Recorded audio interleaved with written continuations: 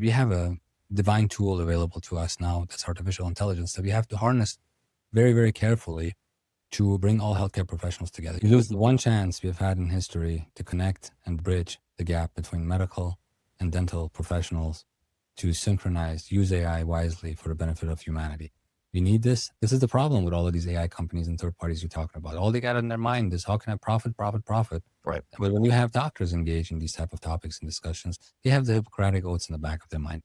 Yep. You know, they're not going to do something that they know is just a plain violation of everything we stand for. So why would anybody see it as I can't hold a license, so it's not a threat to us.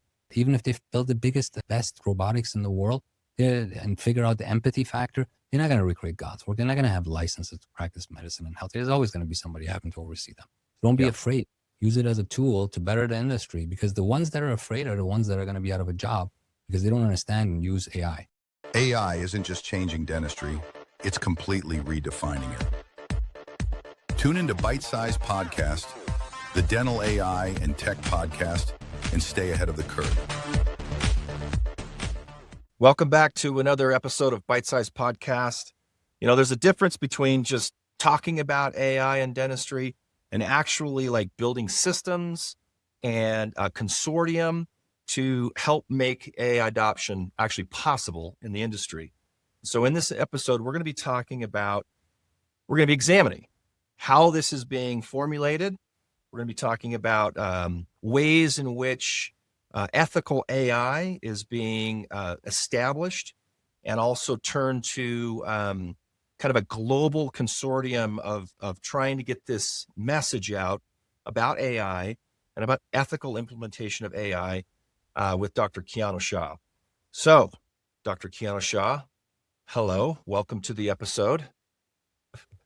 Thank you for having me on the show. Yeah, you're welcome. You're welcome. Let me just tell the audience a little bit about you.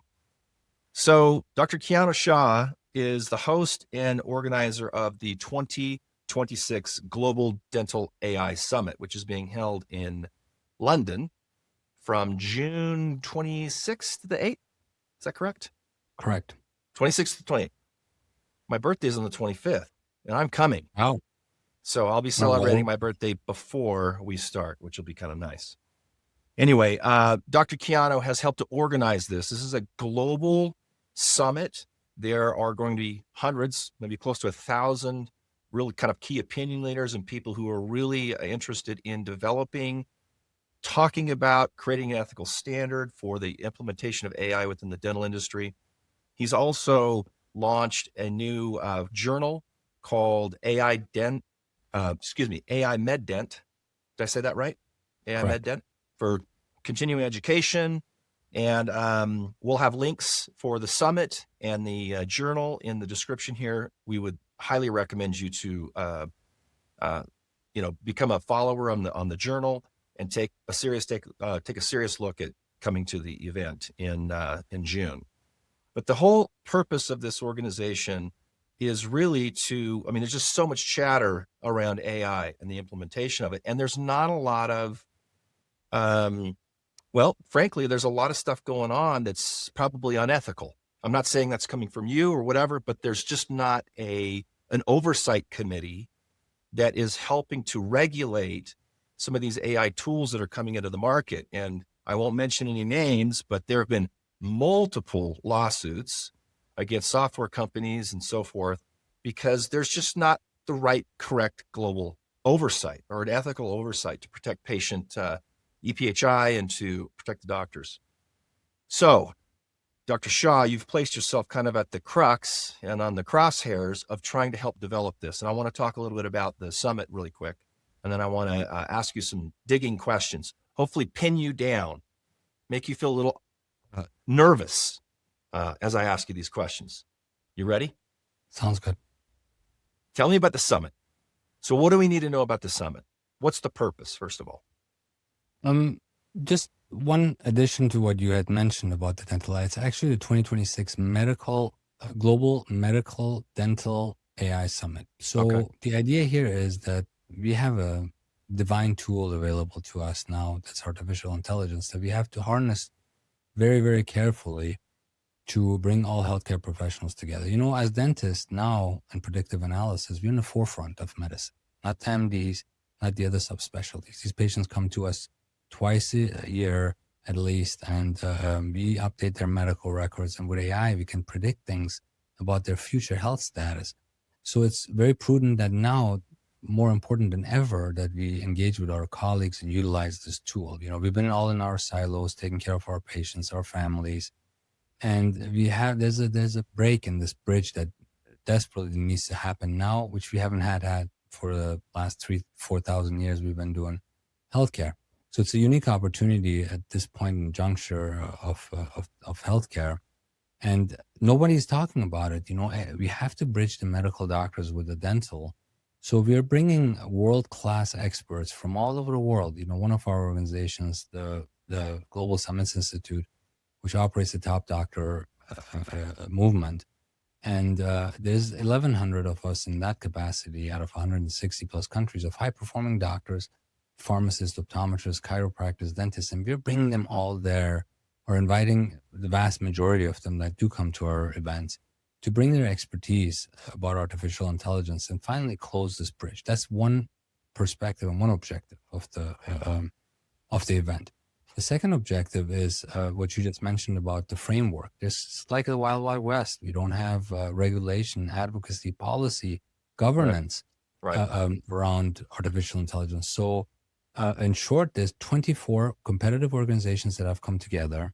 I'm pulling a lot of favors through my past 20 years of handshaking and going religiously to conferences to come together to build this framework around AI before it's too late. So one of the events is called a Health Intelligence Board. There's about a dozen events going on with partner organizations. Health Intelligence Board intends to do just that with leading figures from around the world. So because we're inviting the entire medical, or you are inviting the entire medical industry into this, does that convolute the message, or is it still so clearly aligned with like physicians and dentists?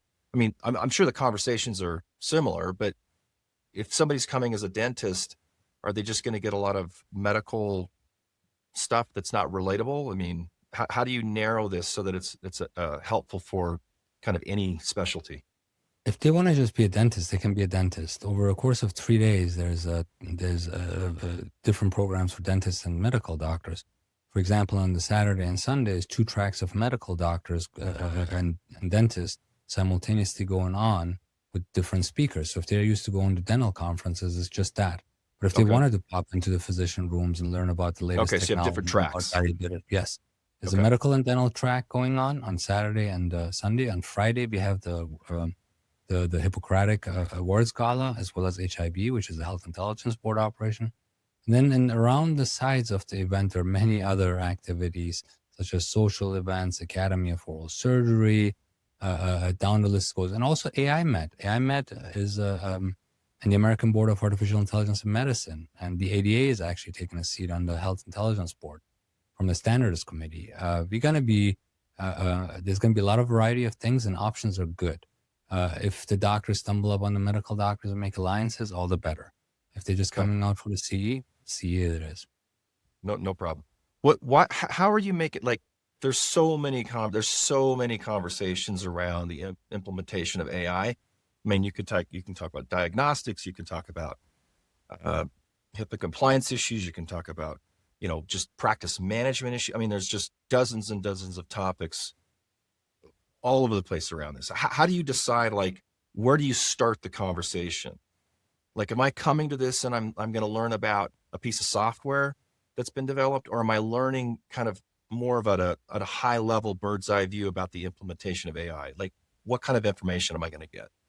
Depends. We're trying to create it in a well categorized fashion where you get a little bit of both. If you're the doctor that wants to learn about software, I would recommend you go into the Society of Physician Entrepreneurs room and learn about all the pitches that are going on. Okay. If you're the person that wants to learn about practical tools and how to implement AI into your practice, so when you come back Monday morning, you know who to call and what to get, right, then I recommend going in the applicable room for that.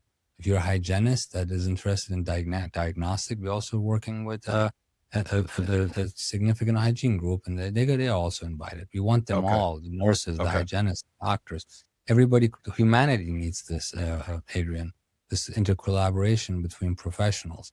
So depending on whatever your desires are, there is a program. There's a track. There's Okay. a track for that. So how many like different sessions are there? I mean, I'm sure there's lots, but like give me an idea. Is it like 20 sessions, 150 sessions? I mean, because it sounds like you can like just go where you want when you're there, right? Yeah, you have up to 40 CE units you could earn by being there. But Okay. the way it's structured on Saturday and Sunday, the medical and dental track have TED Talks.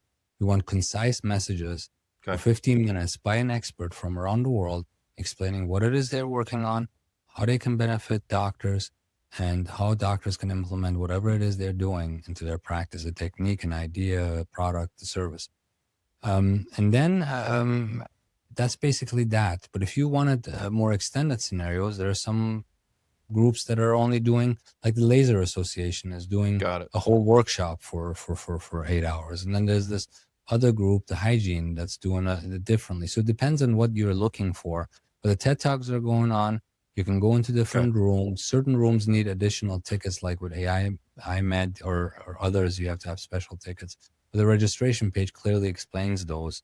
The general admission will get them in and open many doors. Okay. So one of the questions that I thought and this may be a little bit of a snarky question, but why London? Like, why not just put this all online and let people absorb it online? Are you recording everything? Is it going to be available after the fact? Yes, but that's a very good question. London, and when I look at the map of the world, it's sort of the heart, the center point, ease of access. I wouldn't is talk to New important. Yorkers about that. I wouldn't tell a New Yorker that. See what happens. Yeah, I know where you're going with that, but you know, you have to make it available for everyone. Europe is a little less stringent right now with political times than the US is with entry. Then you have, we're in 163 countries, and our constituents need to have ease of access. And also, we're in a world of globalization. We're learning techniques from some person in Nepal, some person in New York, and some person in Beijing. So we have to all kind of integrate, and that was the center point of it all. I do really like, I mean, what you're doing here has not been done.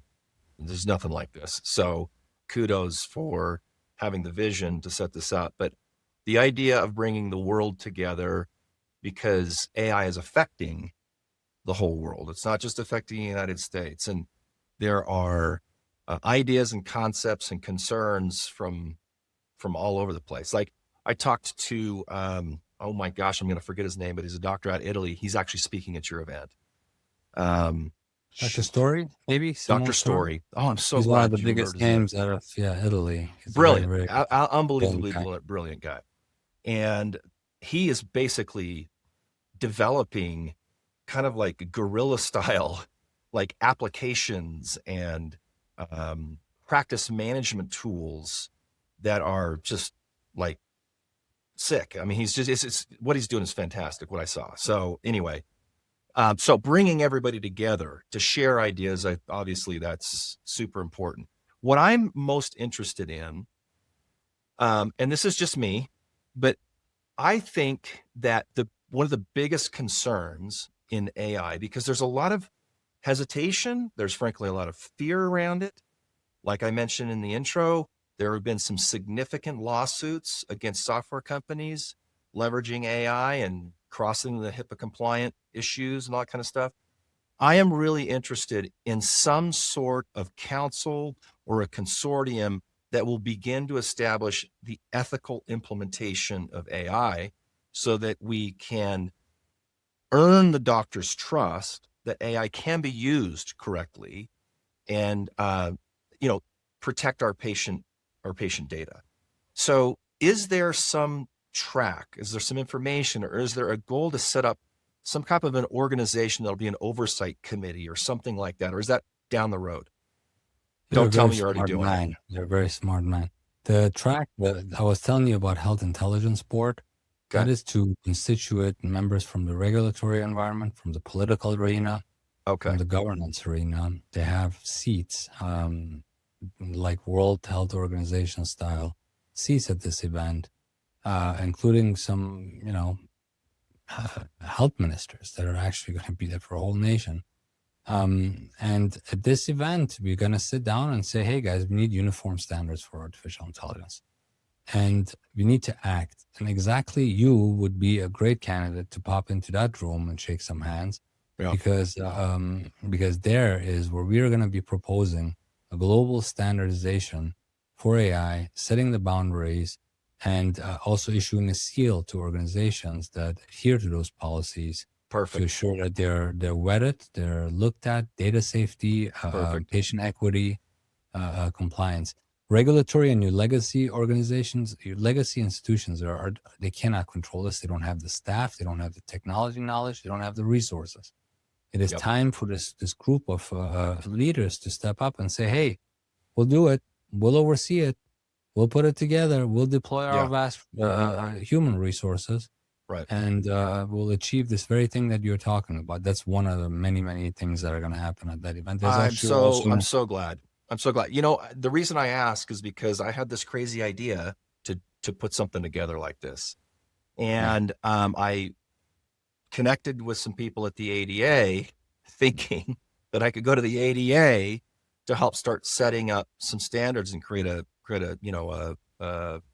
ethical standards of how you enter the dental industry with a piece of software or an idea or whatever it might be to whatever. And apparently the ADA has no idea what I'm talking about. So not to jab the ADA, but I just did. It has to be a kind of a grassroots kind of thing, because I don't think that there's any organization that can do it. Right. At least right now that I've seen. In fact, I'm going to meet some key members of the ADA Standards Committee, and they work with ANSI, the American National Standards Institute, and that works with the ISO, the International Standards Organization. The problem is they got so many rules and regulations of their own, and they work with volunteers. It's they don't have the momentum. A couple of papers, they don't have it. We have to. So I'm going to get them involved, and I would recommend that you get involved with HIB when you come down there and see what we have put together. It's kind of mind-boggling. I'd love to. But the one thing I have noticed though is, as I've brought up this kind of idea that you're building to dentists, everybody I've talked to, every single dentist I've talked to has said, "This needs to be done. How can I help?"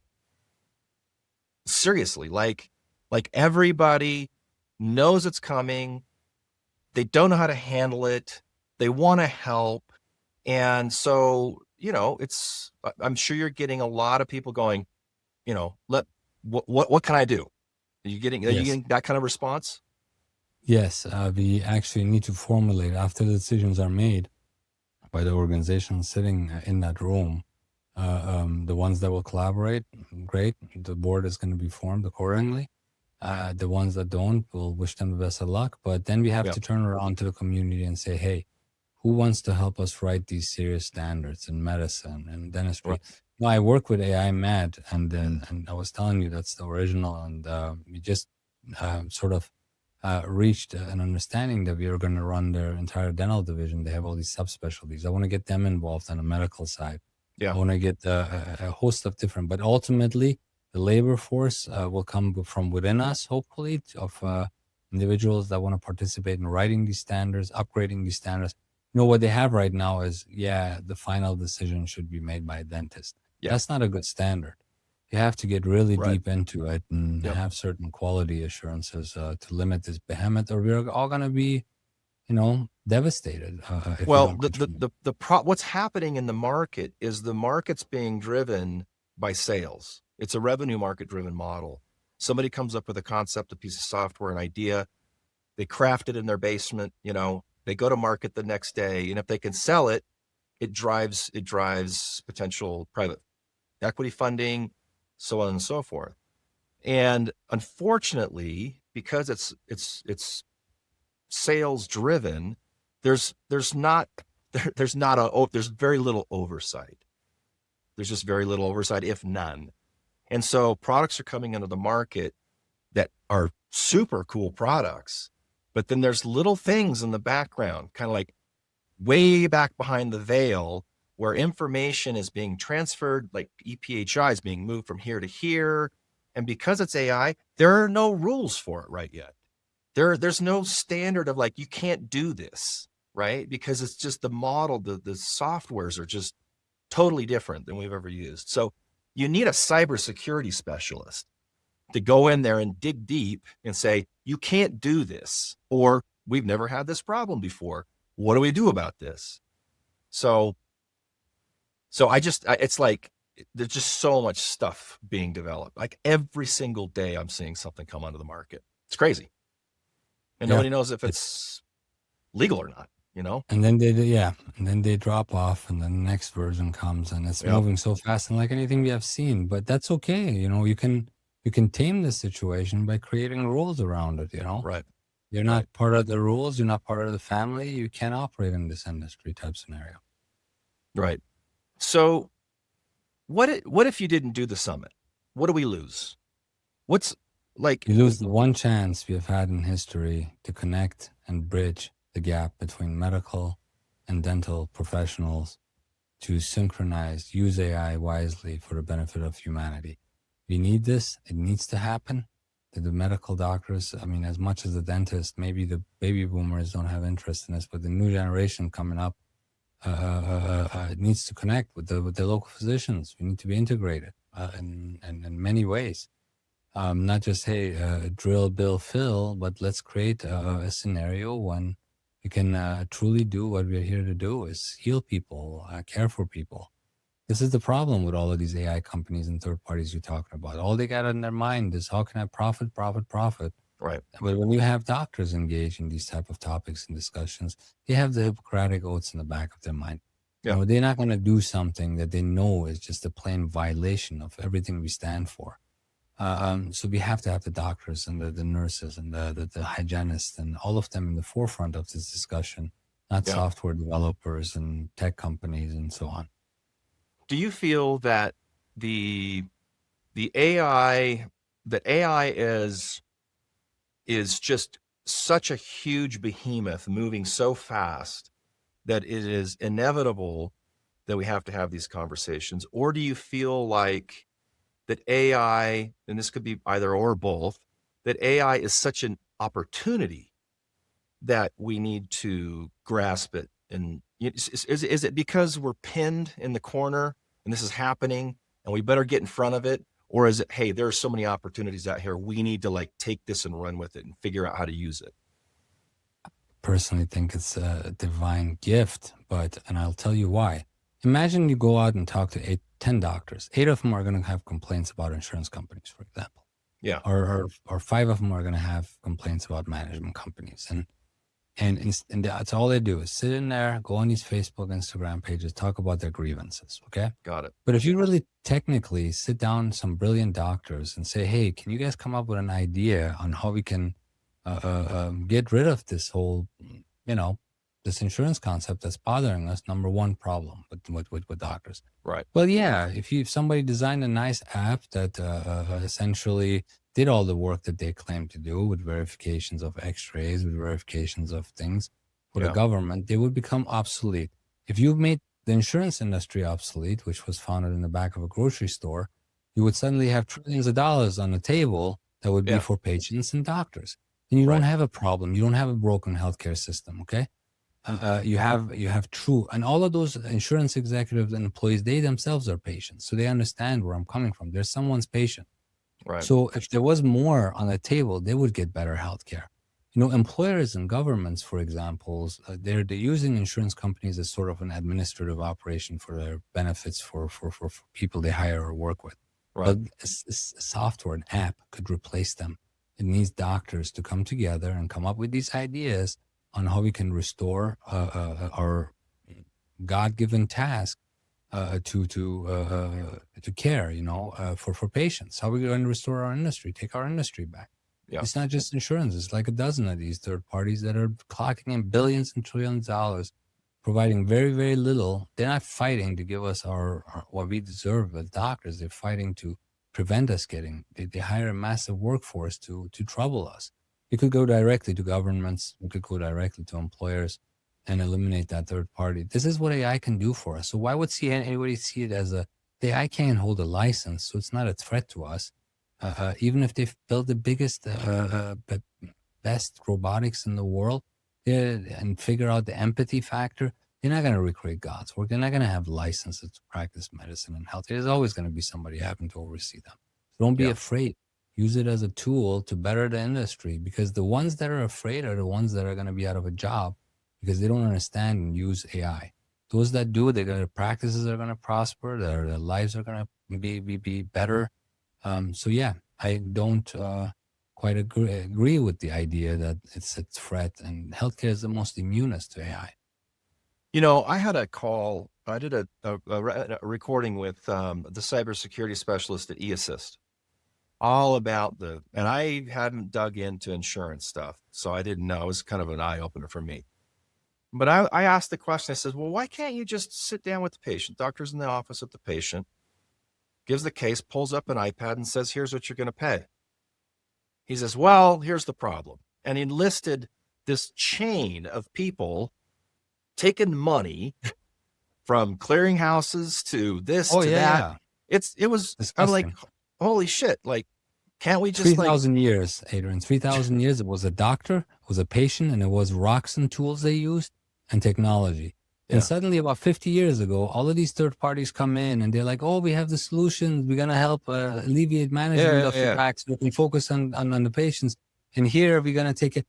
All of the solutions that they provided in the last 50 years are our problems today. Right. Okay. They're our problems today. So we have to wisen up. We're isolated and they're loving the fact that they can come in and roll all over us. But if a fraction of doctors, the 30 million doctors are running around on this planet, fraction of us come together, they would disappear once again, and an order would be restored to the healthcare industry. Yeah, that is the patient savings, the ability to care without the bloated. I mean, we could probably the government burden for our elderly, for our vulnerable, for our military people. This is all going to be a tremendous win if you remove these third parties and send them back to the backseat of the vehicle instead of it behind the steering wheel. That's a pretty big idea. It's a big idea. It will save healthcare. It will save America. It will save the world. If doctors come together, you trim the fat, the government wins, patients win, doctors win. Yeah. These are kind of the ideas that you want to talk about at the summit then. This is what the Global Summit Institute is about, is eliminating fat. It's called Doctor to Doctor. You can find us with hashtag Doctor to Doctor on any platform. I've had this vision for almost 2 decades. It's going to continue until my days are up. And we work diligently on this. Every day I get up, I know what I have to accomplish that day to take the next step. So you're going to see a story that has developed over 2 decades come together in London. Nice. And I encourage my colleagues, because it's not a monetary situation. I have a very successful practice here in Palm Desert, California. We're very comfortable. I've done this for my colleagues. I've done this for my patients. And I think that this one is going to be the big one, where all of the efforts are coming together very slowly. There's good news being pouring in every day from all over. So I'm very excited to have my colleagues there. And they're going to write about this someday, Adrian. You're going to write healthcare history with the way things are going. I love it. That's great. Kind of get in here and ruffle the feathers, shake it up a bit and see what we got. The application of AI, solving some of these problems is so simple. You just have to break down the brick walls that are all kind of around us that just keep us from figuring out how to do something simpler, Anyway, I appreciate the ultimate sophistication. The ultimate sophistication. Instead of all those brick walls and that gentleman that told you, hey, they got to play clearinghouses and this and that. Simplicity is the ultimate. Direct. Doctors, direct to government. Doctors, direct to patients. And we are but more than happy to do business with any third party that comes at us for a fee for service. You have a fee you have a service you want to give us, we'll pay you for it. You're an accountant, you're a lawyer, you're an advisor, whatever it is. They don't come into our practices and own everything and dump the legalities on us and tell us you're helping us. You're just going after our bank accounts. Yeah. So, and then fleecing the patients for more money just so you can meet some quotas. Come to us legitimate and we will respect you. Come to us illegitimate and we will remove you from this industry in due time. Right. So one of the kind of the psychological things that needs to be broken through is just this level of trust towards AI. I see it with my own employees. It's difficult for people to start adopting AI, whatever the application might be, because people get nervous. It's like some people think, oh, AI is taking my job. I've talked to plenty of doctors that are like, yeah, I'm going to wait a little while on this whole AI thing because it's a little bit wonky and I don't get it.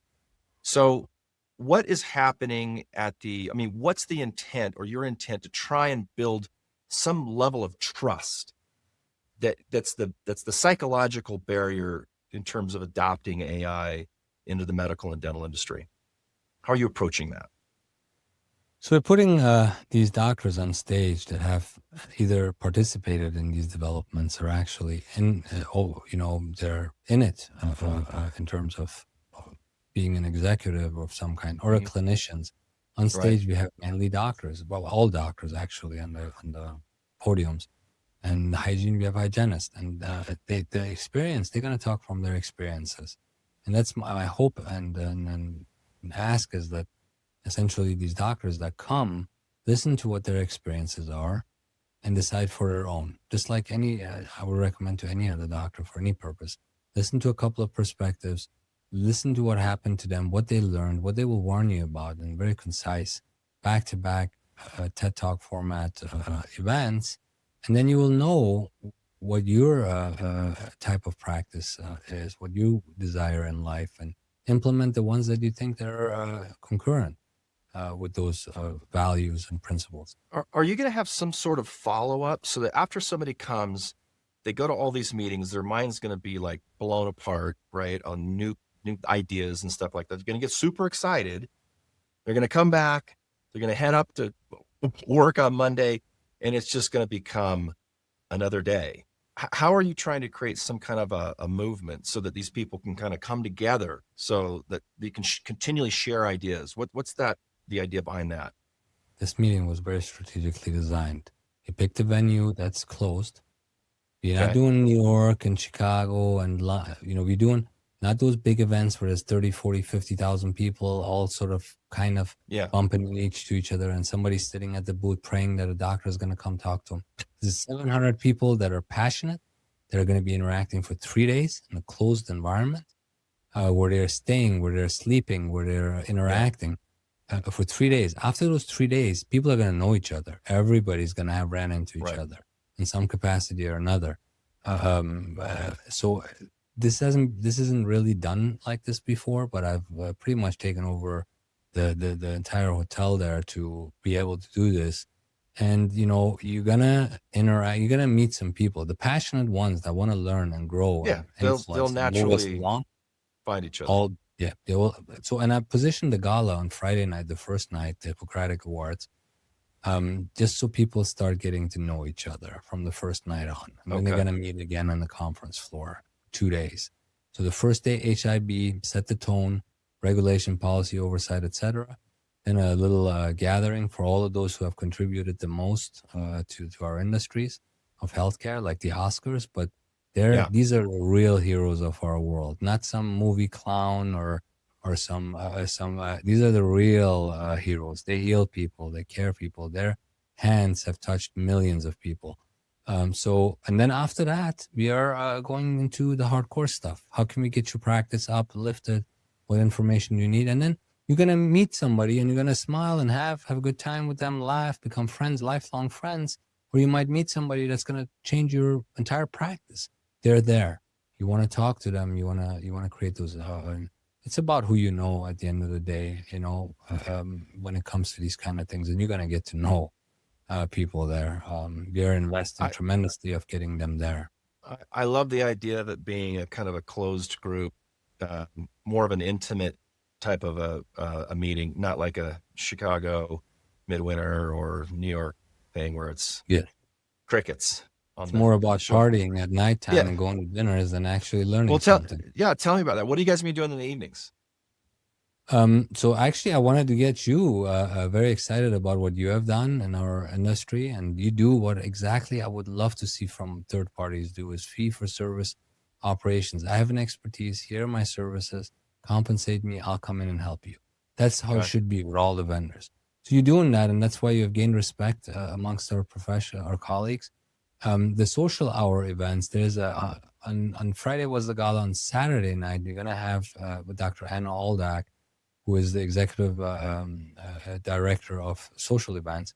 I wanted to connect you with her to see if your crowd and her can do something really neat, maybe outside of the hotel for a change, because everybody's going to be kind of stuck there Yeah. 8 hours a day. So I'm going to make that introduction later today to see if that's something you guys might be interested in, doing something close to the venue. We're really close to the London Tower Bridge. And there's another reason we did that, because it's about bridging medicine and dentistry. I see it. So we're staying right underneath. Oh, that was a good one. Yeah. Close one. Yes. Well, that's awesome. So for vendors, then you can get booths. I would imagine you can get booths. You can, I mean, Yeah, but anybody not in that's that traditional sense. There are tables, and there's about 50 of them available. So come there's and not get a them. lot. So Yes. come get them. All right. You still got some availability? Yes. We just launched the marketing about 8 days ago or something. What is it? The 19th? Yes. We launched the marketing campaign on the 10th, and we are open for business.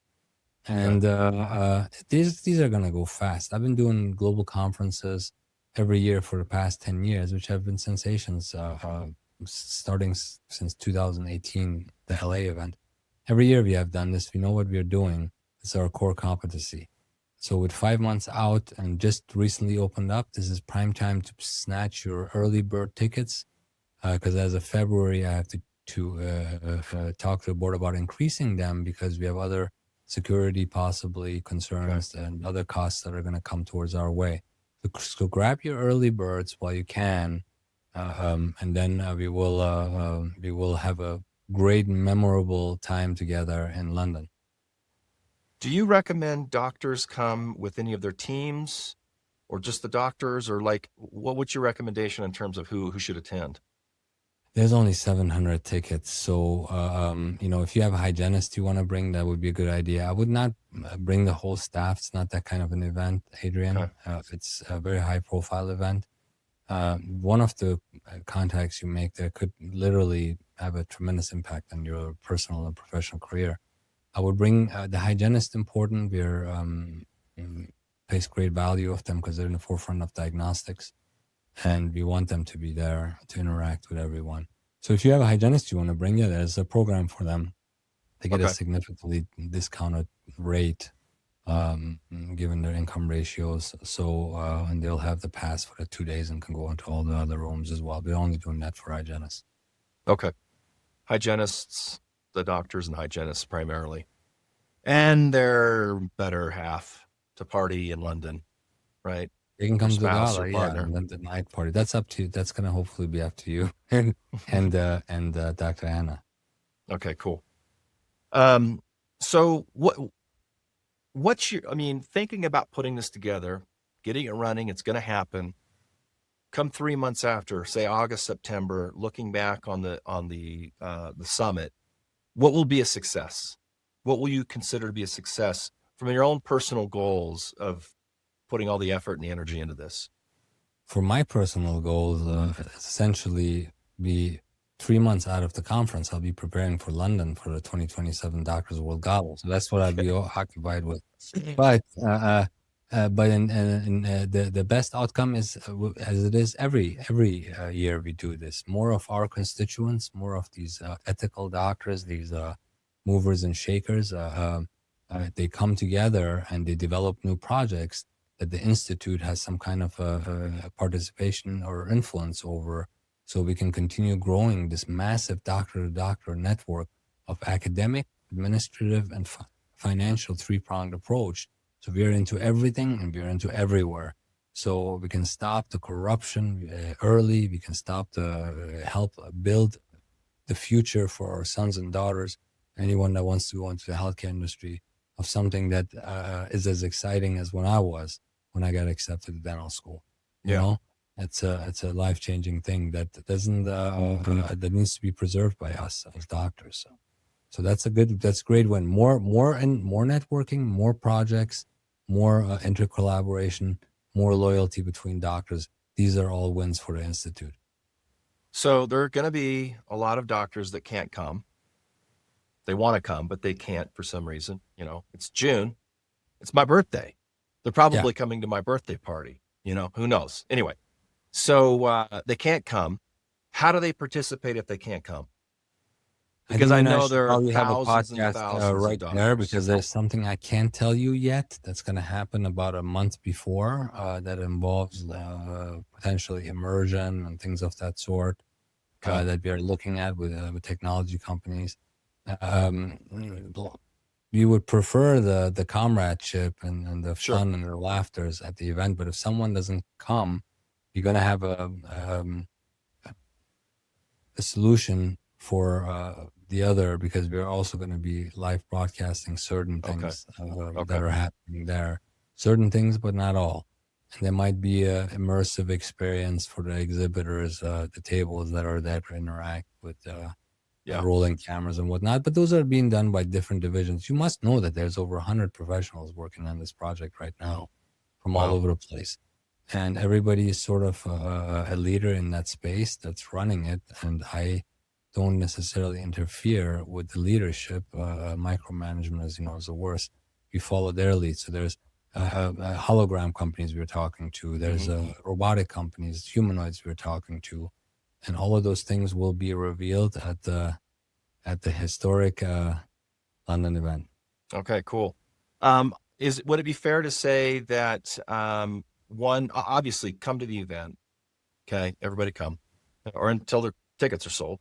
But the other is subscribe to the AI MedDent journal. Will that be a kind of a platform for distributing information over time about what's going on with the summit or other initiatives? Yes, we're going to have some marketing in the AI, but it's mostly an academic journal. And the reason we instituted that is as part of the whole bridge idea of medicine and dentistry, bringing them together. So there'll be articles constantly, a couple of dental articles, followed by a medical article, followed by another medical, and so on. So it engages and starts engaging and changing our mind about how we should interact in the healthcare world as dental professionals, versus just sitting around and looking at dental materials all day long, something more exciting. So I encourage anyone that has ideas and innovations, especially what we're keen on is ideas from doctors that resolve these issues in the supply chain. Because doctors you remember at the beginning, I was telling you about what they have a different way of thinking than businessmen. So we need doctor ideas, the doctor mind, designing these ideas about some of the stuff that clinical matters involved in. So those ideas can be coming towards us to build, help them build, or point them in the right direction, bring them to life. That's another objective, is to attract those ideas at this event. Okay. That's fantastic. I'm so excited. Like this whole idea about creating an ethical standard or ethical board of directors, like that idea, basically you're way down the line on that idea. And I would love to help if there's any way I can. I think it's kind of an imperative. So, and I'm excited to come to the event. I'm really excited. Actually, I've never been to London either. So, I can go check out London, but yeah. I'm going to connect you with Dr. Gurian Demiraki, who is the host of that portion of the event. And he's a triple doctorate, he's a surgeon, MD, DMD, real nice guy. And he's got a PhD too. A really smart, sharp guy. He's been around for a host of years, and he's designed the program. And I think if you tell him that you have had as much interest from the doctors, he'd be very excited to hear about that, and maybe he can work with you on some of these things. I'd love to. I'd love my social practice, our group would love to be involved and support it, because I think it's this is badly needed in the industry. So, all right. Well, I'm going to include in the show notes information for the journal, how to find out about the summit and register. I'll put all that in there. And I want to tell you, if you have any last parting thoughts, Dr. Shah, please share them. Otherwise, we'll be done. Do you have anything you No, want I think to my share? colleagues got the message. They got it? What we're doing. I think they got the message. I want to thank you for taking time on your busy schedule My to come pleasure. on and pass this message on. And I look Yeah. forward to seeing you and vast majority of our close friends, as well as newcomers to the 2026 Medical Dental Global AI Bridge Summit. Thank you. Fantastic. Thanks for listening to Bite Size Podcast. Tune in to stay up to date with everything dental AI and tech